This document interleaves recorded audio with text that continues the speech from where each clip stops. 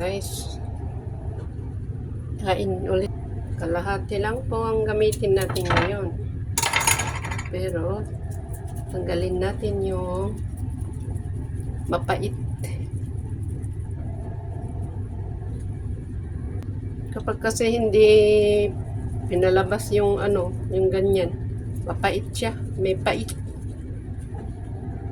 Gamit ko ngayon yung malalaking butas, hindi ito dahil masyado pinog ito.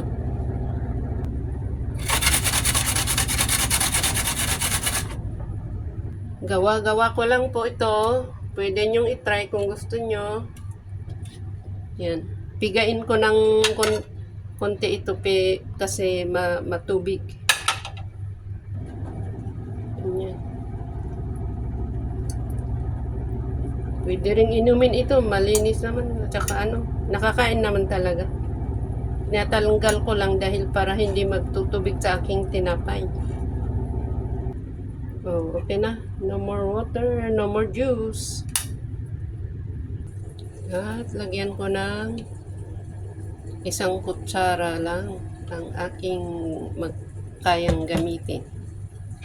Depende naman sa gusto nyo kung gusto nyo dagdagan, pero tama na ito sa akin. Para lang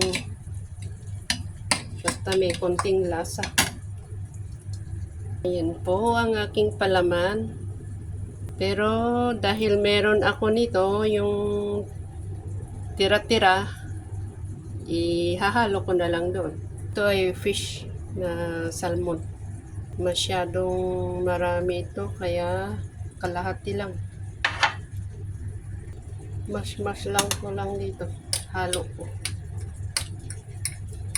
Ayan.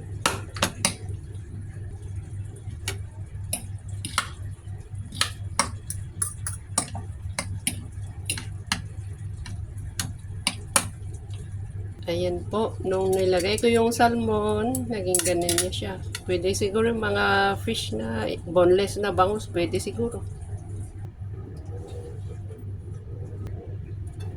At ilagay na natin ang ating palaman.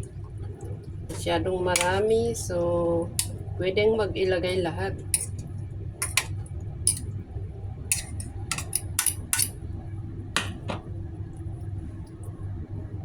Ayan na po ang aking palaman. Ayan, saklob na natin. Ayan na. Pwedeng slice na pa ganyan. Pwedeng pa-slice na ganyan.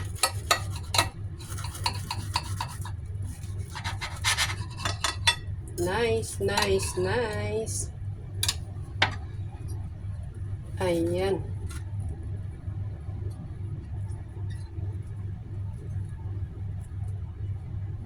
Ayan. Let's eat.